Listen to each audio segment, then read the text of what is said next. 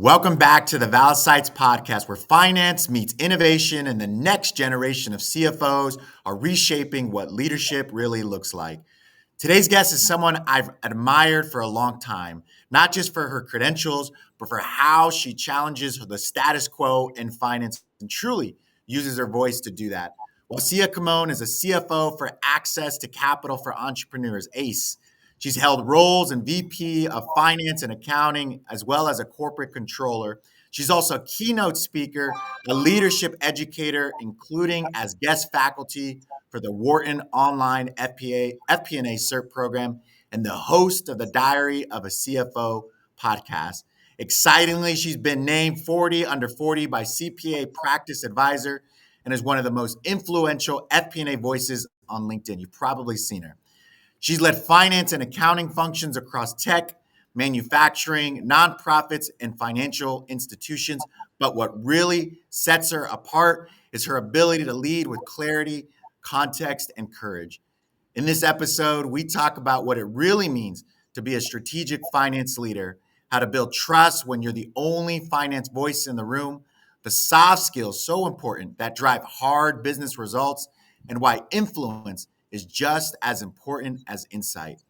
This is a power packed conversation for anyone building a modern finance team. So we're going to dive right in. Wasia, welcome to the Valisites podcast. Thank you so much for having me. Really excited to be here. Love the intro. I'm like, who's that? Oh, you're crushing it. I'm telling you, I've seen so many of your episodes on the Diary Thank of a you. CFO.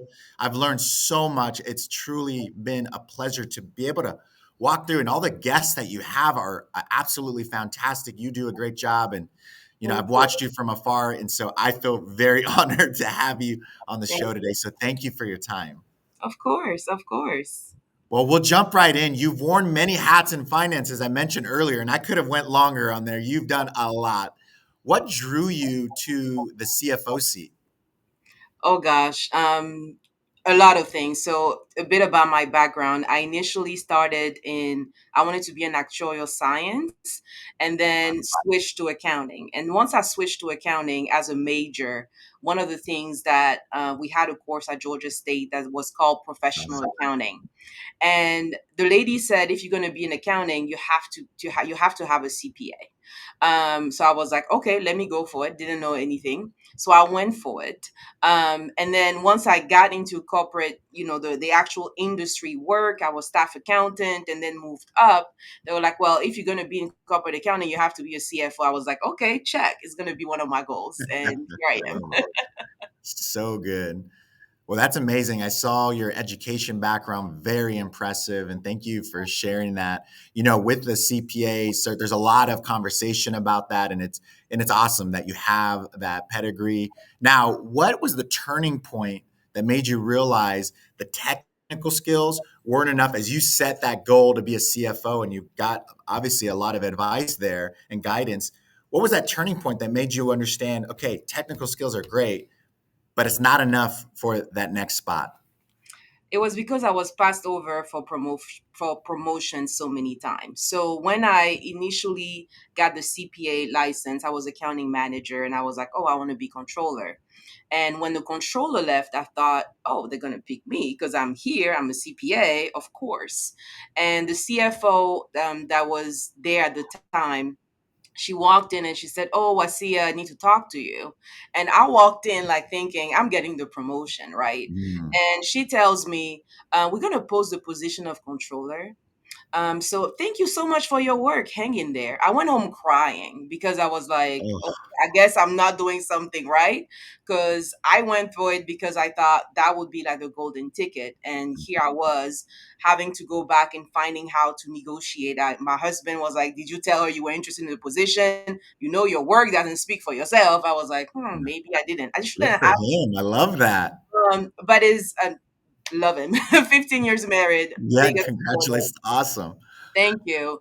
But that was the first step in understanding that, just being heads down, collecting all these degrees was not going to get me to the next stage, Mm. because it helps you earlier in your career and then you get stuck. Like I couldn't even move up to controller.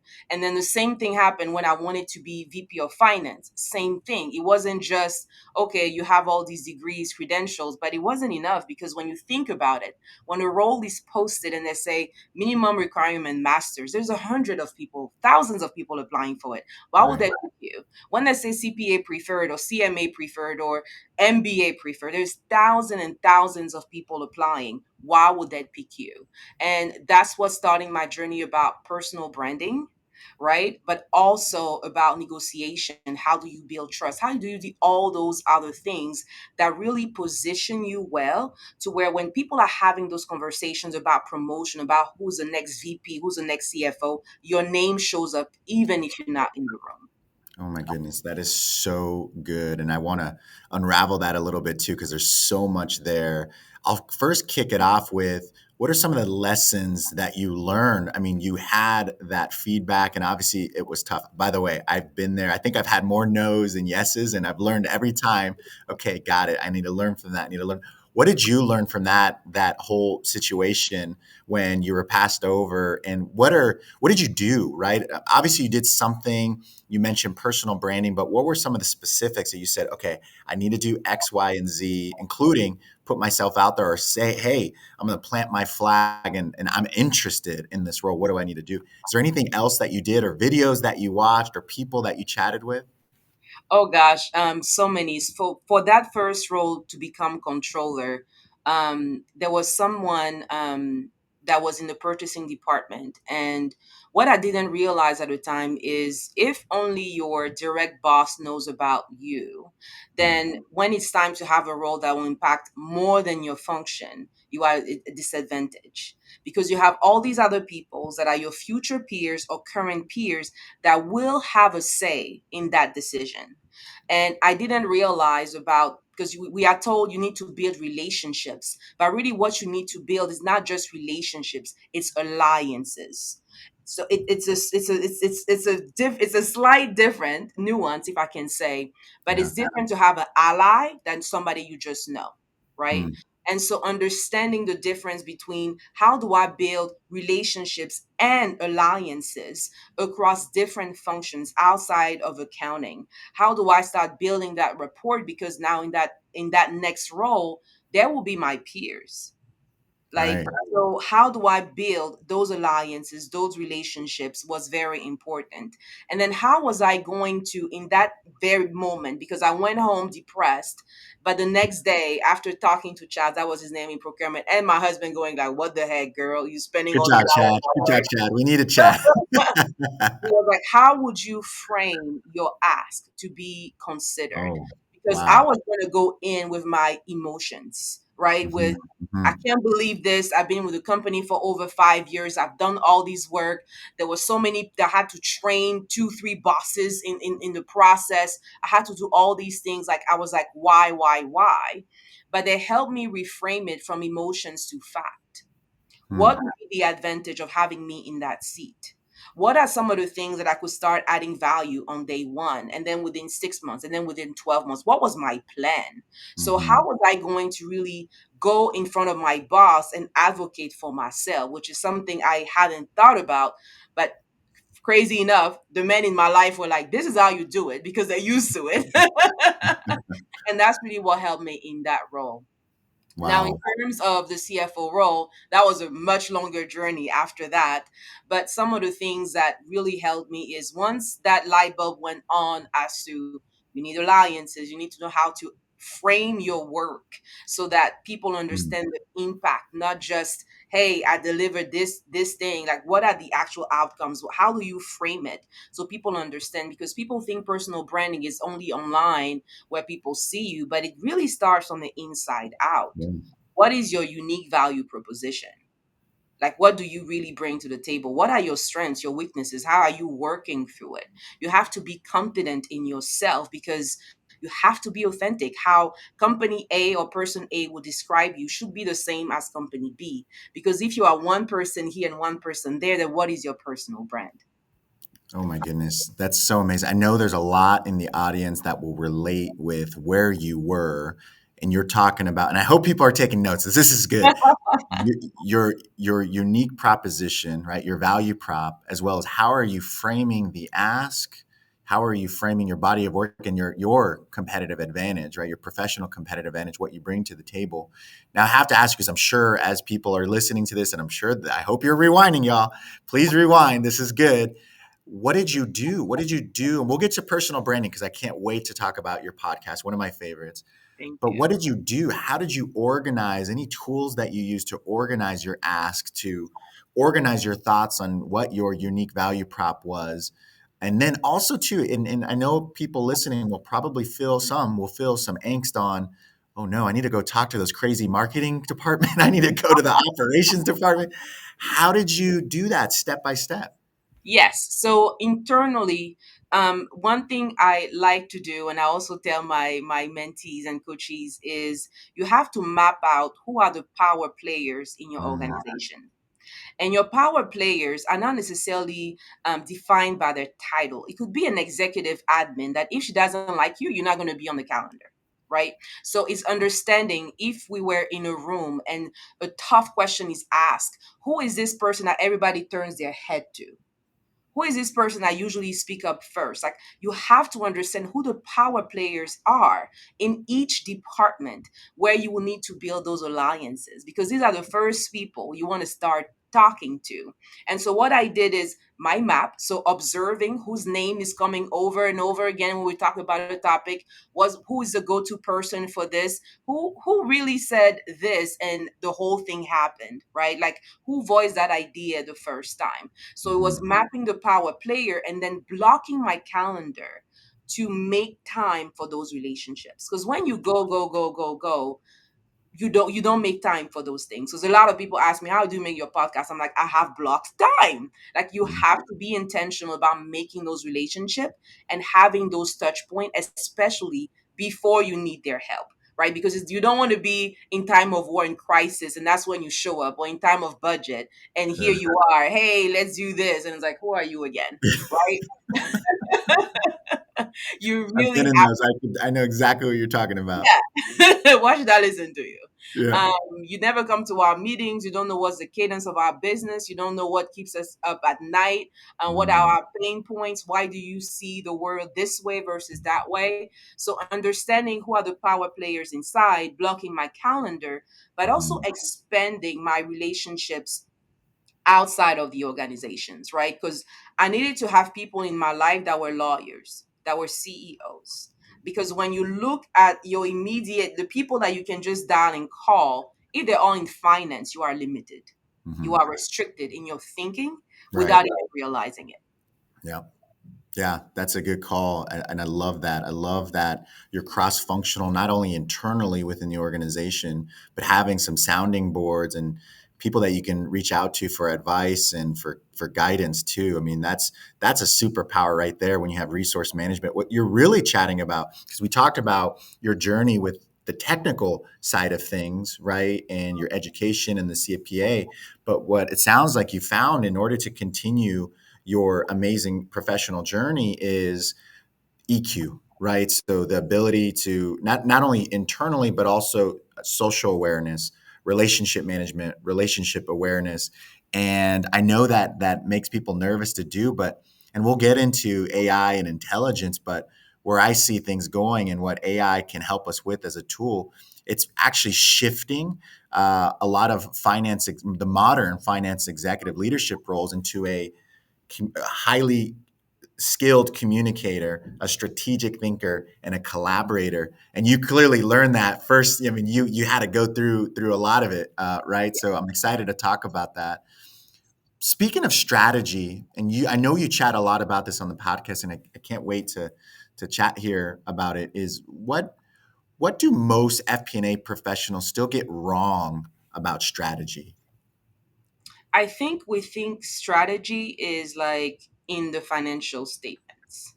right? Like Mhm. strategy is the P&L, or strategy is how the three statement modeling is. Mhm. And so we tend, because we are so in the numbers, we think in strategy, we think numbers. How do we grow by X percentage? How do we do this versus that? But when you think about business strategy, it's about what is the product, what solutions are you bringing to the marketplace that people not just want, but need? And how are we going to fulfill that need? How well? How are we going to fulfill that need today? What are we doing today? And how are we going to keep doing it regardless of what's going on in the economy, regardless of the state of technology? How are we going to keep being that solution, that go to for whatever it is that we're solving? And so once you understand that, you realize that strategy is not just confined to financial statements. It's really a broader perspective of the Mhm. company, its positioning in the market and in the economy, in the geopolitical space, right? So understanding what are those levers of our strategy, of the pillars, what makes us great, what keeps us going, what are the investment we need to do now versus later. So it forces you as a finance person to look at the bigger picture before you dive in the financials, in the Right. numbers, and see what does it mean now for my capital strategy. How is it going to look like on my balance sheet when I look at the amount Mm. of debt or equity I'm willing to take? What is it that I will need to do then from a finance standpoint to carry that vision forward? That's so good. And you've posted a lot about it around connecting the dots and finance. Again, cross functionally, back to your point of it can't just be the finance department. Everything needs to stick, and we need to be the glue. And then you also mentioned thinking beyond variance analysis. That's very easy for us, right? We go into the statements, we look at the numbers, and Yeah. I mean, that's the bread and butter. But you mentor and guide your teams to think beyond it, right? It's, as you mentioned, not just the data and the financials. We need to connect the dots. Can you walk through how do you do that? And when you're coaching your team, what are things that you're advising them to do to make that come to life? So first, I do my best to have one regular one-on-ones and skip level meetings with everyone on my team, Love during the that. quarter. But then what's important is when I'm talking to them, I'm not just going into how is month end close going. I'm Mm, giving them first an update of how the business is going. What are the roadblocks we're seeing? What does it then going to mean for us as a finance team to be business partner to the rest? And I don't do it just with the FP&A team. I do it with accounting, with accounts payable, with the staff accountant, with the senior accountants. I do it with everyone because I believe that everyone brings something to strategy. You can add a strategic layer to everything you do. So for somebody in accounts payable, I'll be talking about liquidity because to run a business, you need cash. that's right. And you have to make them understand the power they have within it. And also, when a vendor is mad and we depend on their product for something else, what does it mean for the business? Mm, Right. So we have to understand that strategy is not something that just sit at the CFO level, the C suite, but it starts at every level. And it really takes being intentional about having those conversations with every single person in the team so they can understand what power they have, like what influence they have in making sure that we are the business partners we need to be.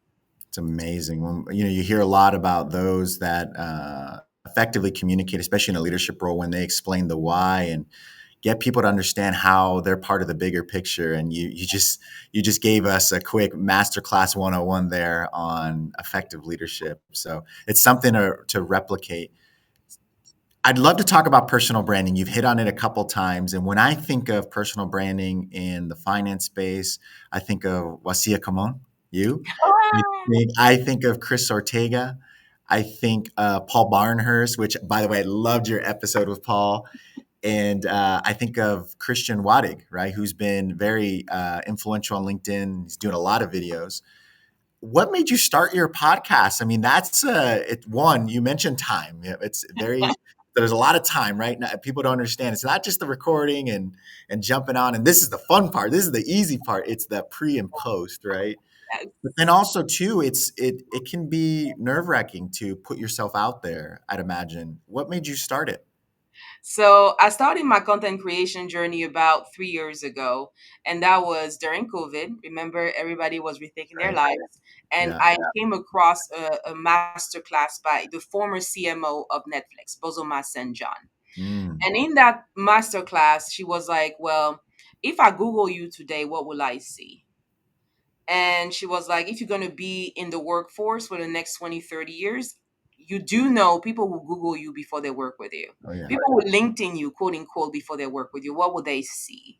And that's why I was like, that's very true. I've been so like down here, making relationship within the company, but not so much outside. Like if somebody was going to Google me. So I went and Googled myself, didn't see much. I was like, okay, so I guess I need to post articles.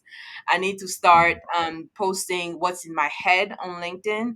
And really, when I joined LinkedIn, I realized there was not a lot of women posting, period. Mm-hmm. Black women, forget it. So I was like, okay, I'm just going to show up and share what I had to learn the hard way, right? Having been passed over for promotions and things like that. And it really resonated with people, which I'm grateful for, because I do believe with the amount of technology we have today, people shouldn't have to learn this hard. Okay, it Right. shouldn't be this hard. But understanding that now that things are online, we need to have a voice. And so when I stepped into the CFO role, I was like, my schedule's gonna be crazy because that job description was no joke. Yeah. They told me in the interview, and so I realized, well, if I still want to be able to post and have people learn through my mistakes, but why not the mistakes also of others? And Mm. so making sure that other leaders, because we are quite busy as CFOs, and not a lot of CFOs post on LinkedIn, but when we have those conversations, it gives something that the person could have posted, but now it's in a conversation, and even more people are learning about it. So it became easier for me to just, get on and have those conversations, like you said. But then I have an editing team doing the rest because Yeah. I can. But it also speak to the marketing side of me. So fun story. When I was in college, I took a personality test, and it says, "Oh, you'll be a great accountant." So I took that personality test. I think I was like 20 years old. And then I took the test again at 29, and they said, "You'll be a great marketing person." But that time I'm a CPA. I'm like, what the heck? It's too late. It changed. That is I want awesome. my money Well, back. I'm telling you, I love your podcast, and I do want to acknowledge something you said. I really appreciate, and trust me, I went down, I think, what, 35 episodes deep. And I saw faces that you don't normally see on Mhm. podcasts, especially in our world. And I just want to thank you. I admire you for Thank you. challenging the status quo and disrupting the diversity and variety of perspectives on your podcast. I highly recommend that people save it on Spotify or YouTube. It's so good. So I want to acknowledge that and pause because I know you said something there, and I hope people didn't pass that over. Take a look at Wassia's podcast. It looks like our community across the board, and not just the way it looks. Right, it's about perspectives and experience and personal and professional journeys. And so I really appreciate you for that, and I'll continue to watch. And I love it. I love what you talk about specifically to personal branding and getting yourself out there so that when people are researching now, they can chat GPT you. I had a recent example. I was nerding out. I try to stay pretty neutral, but someone mentioned, "Hey, we found you. I just chat GPT finance AI." And I'm like, "No way! Like this is cool. All right, it's a search function now, I guess." So that makes you think, right? How are you putting yourself out there, marketing yourself, so that the AI can actually pick you up? So it's just, I guess, Mhm. that's the new world of marketing. But no, great job on the podcast, and I look Thank forward to hearing. And I mean, the reviews are awesome. I looked at everything. You're you. doing You're a so spy. good, so good. I know. I'm like, how do I replicate? Like, I want to be as good as her.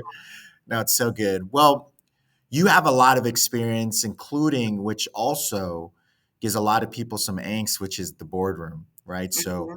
communicating in front of, and you're an excellent communicator, which I want to chat about that on, where does that come from and how did you learn? I'm listening right to your cadence, your tone. I mean, one of the best communicators, and then again, it makes it so easy to follow you on your podcast as well. So good and clear. When you're in a boardroom, it can be nerve wracking, right? Absolutely.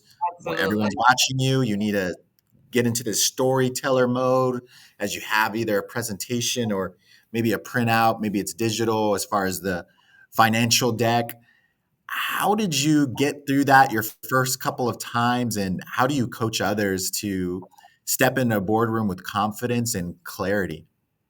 So what helped me was I was invited in boardroom was I was a VP, and when I was preparing the slide decks. And so as early as you can, if you are even responsible for one slide in the whole deck that the CFO will present, ask to be invited in the room, even if it's to take notes, so you can understand the dynamics. Now it's not going to be the same when you are in the role, because I thought, oh, I've been into board meeting, I can do this. Oh Lord. I was not ready. So a couple of things that helped me is, first, my first language is French. So I've been working on my communication skills like forever, because I had to Wow. speak another language. Yeah, I came here when I was 17 from Ivory Coast. And so I had to learn. So I did Toastmasters, and that's why I started public speaking to get over. So I put myself outside of my comfort zone, because when you're a public speaker in a different language, Mhm. different level of stress. Can't even imagine. So public speaking is hard for everyone. Now imagine it's a different language, right? So Right.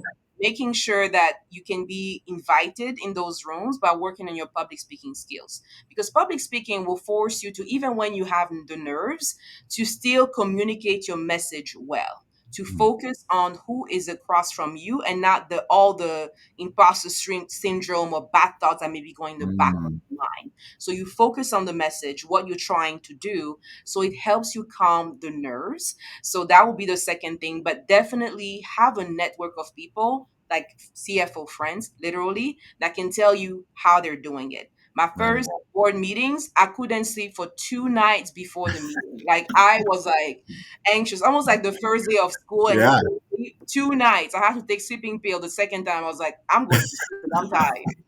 Um, because it was so nerve wracking. And then I go in the meeting, oh, well, see, yeah, this was so good. And the whole time I was sweating. I was like, Oh my Lord. goodness. But what makes it easy over time is starting to understand where the board member come from. So I'm grateful for Mm. LinkedIn, because I can go on their background and see, That's okay, very this is smart. an investment banker.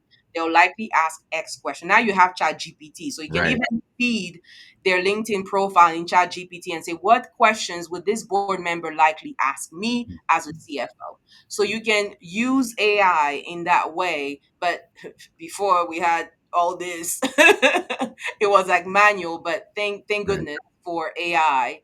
And you can then anticipate the questions, so you can better prepare your presentation, because when you're going in the boardroom, it's not just what you want to present. Oh, I'm just going to present the P&L and then the balance Mhm. and then this. What does it mean? What kind of questions will people say when you say that, oh, our numbers went down by 10%? What does it mean for us today and long term? What is the business doing about it? So they have all these questions. But to me, is having spent the time now and having pre meeting with my CEO, with my audit chair, and going, okay, this is what I think, this is where I think we're going, and getting their feedback, especially when you start, right? Because when you start, is that, okay, you just started, so people have more empathy for you. So you may get around the first board, second, but by the third board meeting, you better know what you're doing. You better So be on it. make all these meetings as early as possible. Again, block your calendar for those relationships, for those alliances, to have sponsors and mentors, so that it's easier. After 6 months, you're expected to know. Like first day, you're already expected to know what to do. But after 6 months, you don't always have the conversation about how do I, what do you think, and all these things. Mm. Let's get to business. And you're Right. supposed to know where they are, what they will ask, so you can get to business that fast. Yeah, I say the honeymoon's over. It's ready to get to business. It's interesting though because I think a lot of people that are listening, they'll relate with, "Hey, I've just been in execution mode. I'm not thinking 6 to 12 months down the road. I'm thinking today, this week. I have deadlines to meet in my finance function." But what you're saying and what I'm hearing is, and you use tools like your calendar, but having intention, not Yeah. just thinking short term, but thinking it's career pathing, right? And I love that you mentor others in their career journeys and their career pathing. It's thinking about the things that you'll need to know for that Mm-hmm. next role. It's almost as, and I like saying this, acting as if you're acting as if, what would you need to know right now?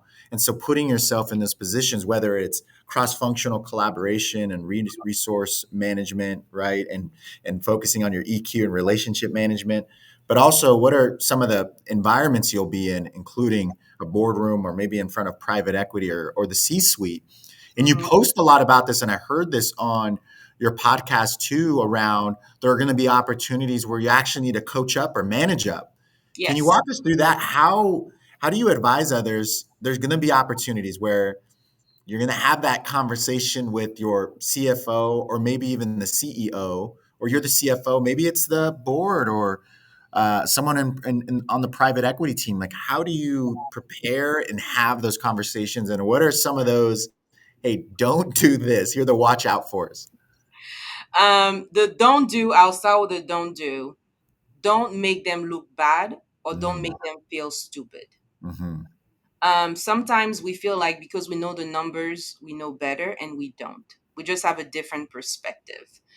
And so I actually have a sticky here that says "listen" Oh, I need that.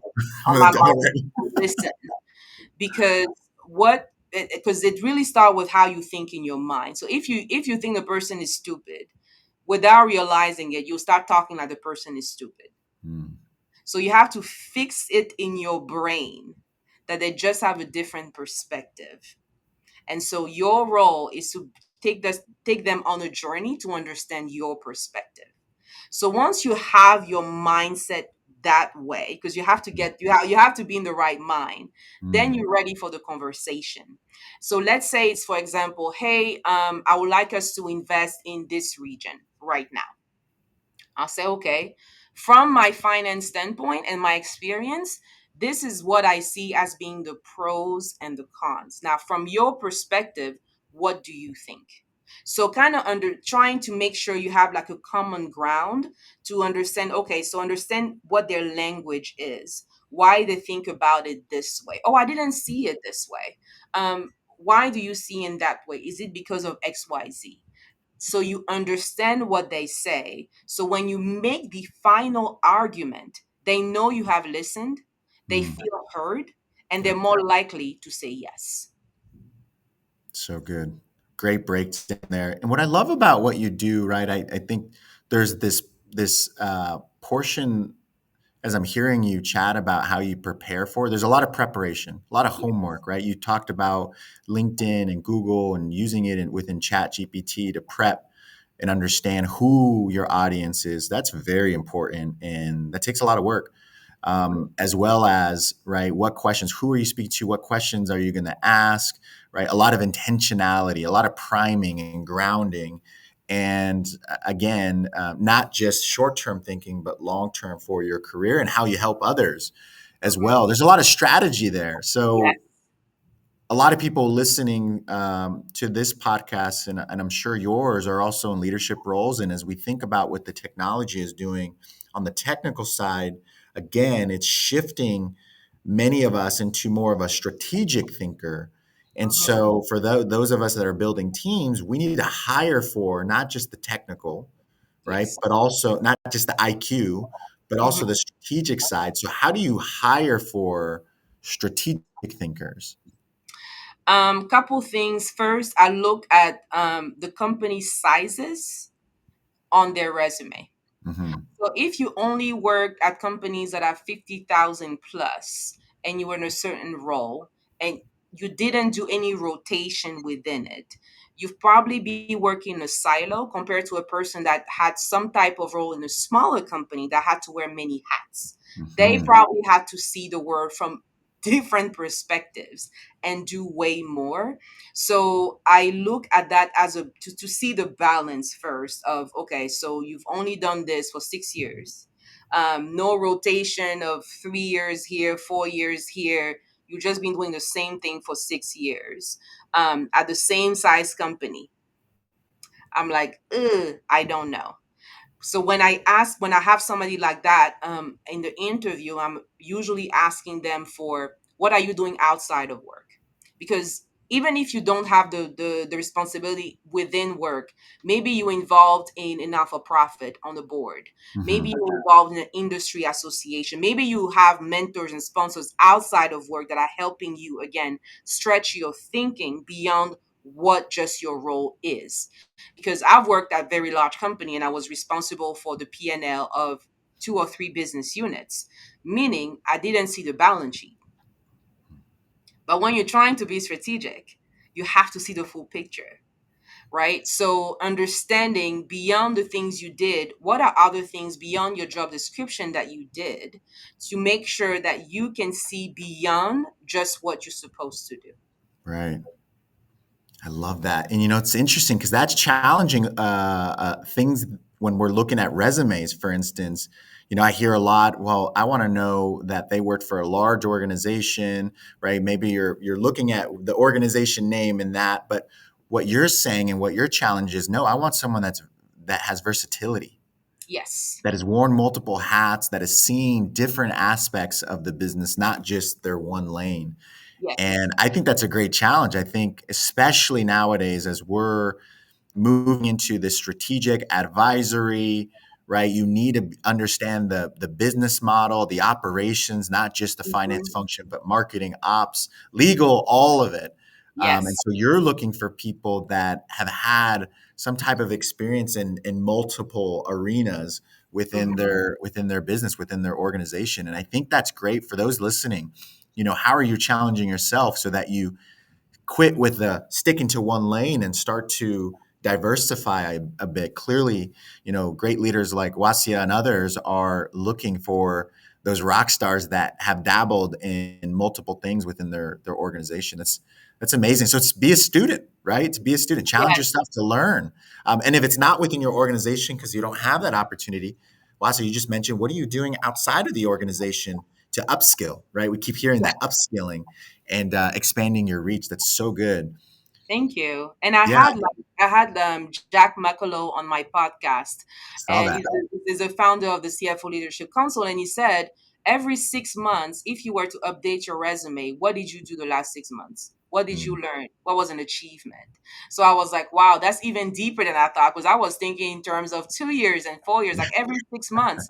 What did you do anything special? Because for him, if you're not growing, you're stagnating. mhm.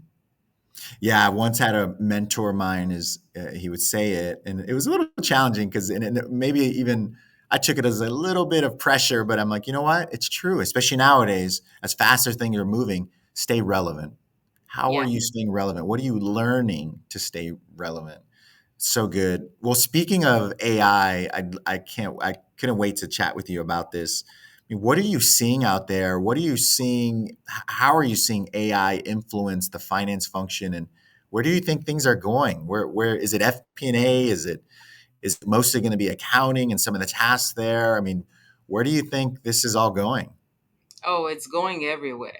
AI is coming for every single role in every single function within an organization. But it's really coming as augmenting our capabilities, Mm, what we're able to do. Not necessarily, oh, it's going to, because unfortunately, a lot of people, and that's really what we see in the news is, oh, these companies are laying off people because they want to spend more money on AI and things like that, which I think mhm, is very, very unfortunate. mm, But to me, AI is going to help, especially when you think about from an accountant standpoint. We have a problem in the pipeline because if you have bad accounting, you cannot have good FP&A. Period. exactly. I mean, what are you doing? What are you basing your forecasting on? Right. Okay. So I do think that is going to come in and help every single function. I do agree that it will force us to move faster into that business partnering soft skill because Mhm, is doing already all the hard work. How are you going to get somebody else to be convinced of moving? Okay, so mhm. AI did all the reporting. Now, time to sell. Good That's luck. right. It's not just going to be because the report says people are going to move. They didn't move with that now before AI, left alone, oh, Mhm. because your model said to do this, I'm going to do it. That's not how you convince people to do things in the real world. So we will still need to really focus on having those softer skill, human skills, however you want to call them these days, because AI will automate so much. Yeah. And so what does the modern CFO role look like? What's the next evolution and how does the modern CFO prepare for this tech intelligence revolution? What would you recommend? Just stay relevant, like you said earlier. You Hmm. have, like, I every now and then when I'm trying to fulfill my CPE, I'll make sure that I, enroll in webinars that talk about AI, where it's going. It also helps to have the podcast because in a couple weeks I'll be interviewing the COO of Salesforce, in charge of Oh, the yes. enterprise. Yes. So I'm Awesome. learning through that way, through relationships and also through webinars and courses myself. We Hmm. have to stay educated. We have to stay educated about this, because what it will mean for CFOs and really anybody within the finance function is you can't just be good at accounting and finance. AI is going to be do your debits and credits. When you send the invoice, you would book the journal entry for you. Like that, that's already happening. Right. Is the other things, the cybersecurity risk, how Mm. there's an invoice coming in. Is it fake? Is it real? How are you thinking about internal controls? Like those things will be really what will make the difference. How do you really think about strategy, internal controls, cybersecurity? The things that maybe, it was in another department. Now you have to think about it on your own transactions. And it's not just the role of the internal audit department. Now it's all of us. Yeah. And I watched a couple of your episodes, and I think you're one of the few, right? Although there's many that are talking about the fear of leakage in cybersecurity, no one's talking about, okay, here are the solutions for, and I saw that in a couple of your episodes and posts. And can you walk us through that? I mean, how can you use not just automation, but AI to prevent some of this leakage? And then what are some of the steps that you recommend specifically to cybersecurity as many are integrating AI so that we're doing it safely, security with this confidential information? We don't want it out there. Yes. First is making sure that you understand that at the foundation of any model, any AI, any decision right now is data. Mm, How clean is your data? And how are you making sure that your data stays clean throughout the process? So, if you have, for example, some type of a software, does it have audit trails to where I can go click and see every person that edited this invoice or approved this if I wanted to go to that level? So you just have to think about the data itself and how it's clean. And then you have to think about the actual culture of the company. And I just had a great guest again on my podcast, Dutch Schwartz, mhm, cybersecurity expert, and he was talking about how when you have a disengaged employee, he likely will click on anything. I like mm. I'm disconnected, I'm clicking on this, and it was a They're bad thing phishing. They're phishing. because the AI is making the hackers be slicker in how they attempt. I mean, some you probably saw in the news how $25 million was sent. It was a scam because they Mm, used the deepfake voice of the CEO. The voice memo was fake. my goodness. Yes. And so that's where you have to think again. You have to see AI as your coworker and go, okay, if any coworker gave you something, would you check? Yes, you'll probably check. So how are you checking the work of AI? Just because somebody sends you a file, should you just say, okay, let me just click? How do you build a culture of security to make sure Mhm. that your data stays and still and keeps its integrity so that it really helps you down the line in the decision making process? So for me, it's really seeing AI as a co-worker, but making sure that the culture understands cybersecurity because it's not just an IT problem. Right. That's super important. And I love what you said. It's not just IT, right, or the cybersecurity team. It is all of us to not only to grow the organization, but to protect the organization as well and our data. I've had a lot of conversations recently, and I get surprised every time.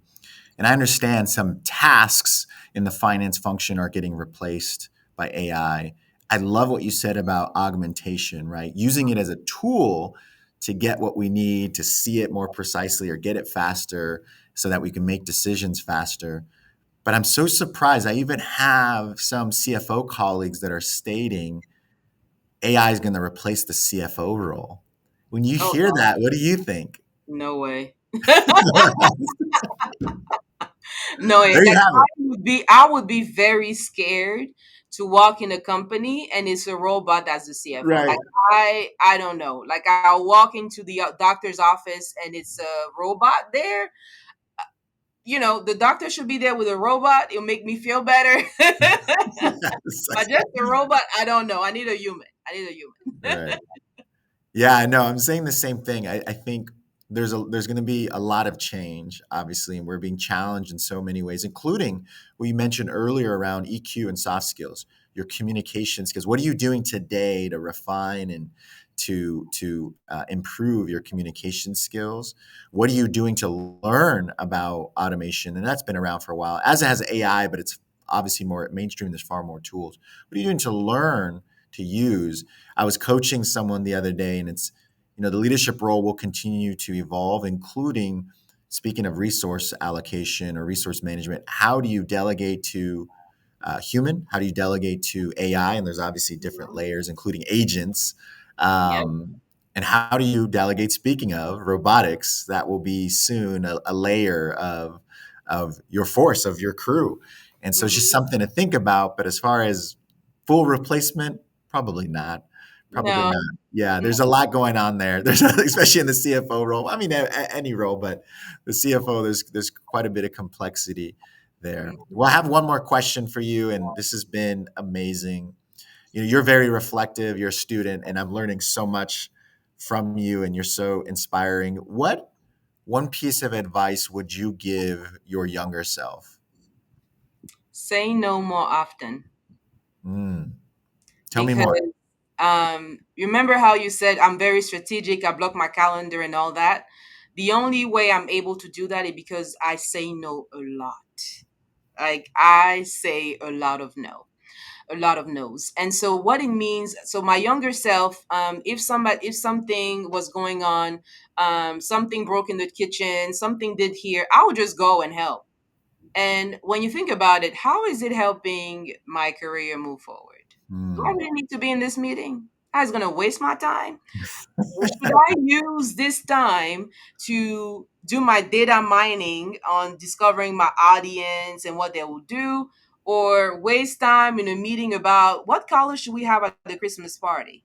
Like, there is a lot of things that I just not involved with. I'm like, no. Like in passing, maybe, but I'm very particular about how I use my time. So I'll say no.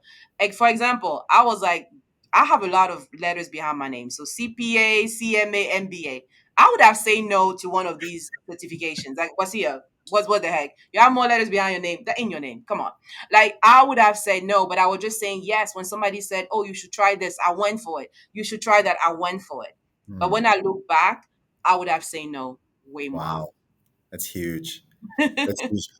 It's funny. I'm laughing too because for those meetings, it's like nowadays, it's like I'm sending my transcriber. My transcriber will figure it out. My AI transcriber will take it. I'm good. That is so funny. Well, this has been outstanding. So many gems within the advice and guidance and recommendations that you've provided us. I think if anyone's taken one thing away from this episode and this conversation is that strategic leadership, especially in finance, is not just about number crunching. And I think we hear that a lot, but truly not just about number crunching, but it's about communication clarity and your ability to storytell, knowing your audience and doing your homework, thinking not just right now, but 6, 12 months and on to stay relevant, right? To make sure that you're working on yourself and your career pathing and your professional and personal development, your ability to connect with others. And what I love about you, Wasia, is your courage to challenge the status quo on what was and what can be. And you're again an inspiration. I really appreciate you sharing all of the things that you've learned along the way. And again, this is just this conversation on your podcast. You do it quite some more. Where can listeners learn more about you, your podcast, and some other things that you do? Yes, so the podcast is a diary of a CFO.com. Wasn't very creative. I was like, well, Good. diary of No, it's good. a CFO, I'm an accountant at heart. So here we go. Diary of a CFO, the diary of a CFO.com, wassiakamon.com, and LinkedIn, of course. Awesome. Well, great. This has been amazing. And as always, if you're a finance leader looking to move beyond dashboards into autonomous forecasting, AI powered decision making, and strategic clarity, as you know, ValSites is your next step, as we like to say. And if you're looking to experience the future of finance, reach out to me at www.valsites.com.